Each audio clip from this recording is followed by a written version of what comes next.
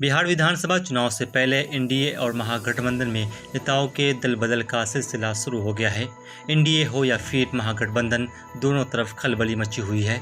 एक तरफ जहां एनडीए में जेडीयू यानी जनता दल यूनाइटेड को झटका देते हुए बिहार सरकार के मंत्री श्याम रजक ने आरजेडी का दामन थाम लिया है, तो वहीं दूसरी तरफ आरजेडी यानी राष्ट्रीय जनता दल के 4 विधायकों ने पार्टी छोड़ दी है। इनमें से 3 ने जदयू का दामन थाम लिया है। आरजेडी के जिन 4 विधायकों ने पार्टी छोड़ी है उनमें महेश्वर यादव, अशोक राम, प्रेमा चौधरी और फराज फातमी हैं। फराज फातमी को छोड़कर 3 दीगर नेताओं ने जदयू का दामन थाम लिया है। दल बदल के हिसाब से देखें तो अब तक के सबसे ज़्यादा नुकसान महागठबंधन को देखने को मिल रहा है। महागठबंधन के लिए बुरी खबर ये भी है कि पूर्व मुख्यमंत्री जीतन राम मांझी की हिंदुस्तानी अवाम मोर्चा पार्टी जल्द ही महागठबंधन से अलग होकर जेडीयू के साथ गठबंधन करने वाली है।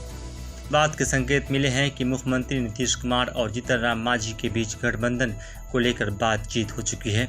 माना जा रहा है कि 20 अगस्त को कोर कमेटी की बैठक के दौरान जीतन राम मांझी महागठबंधन से अलग होने का फैसला करेंगे। इसके बाद वह जेडीयू के साथ गठबंधन कर सकते हैं। राजनीतिक गलियारों में जीतन राम मांझी और नीतीश कुमार का दोबारा हाथ मिलाना तय माना जा रहा है। इस लिहाज से देखें तो महागठबंधन के लिए बिहार विधानसभा चुनाव से पहले की स्थिति बहुत ज़्यादा बेहतर नहीं दिख रही है।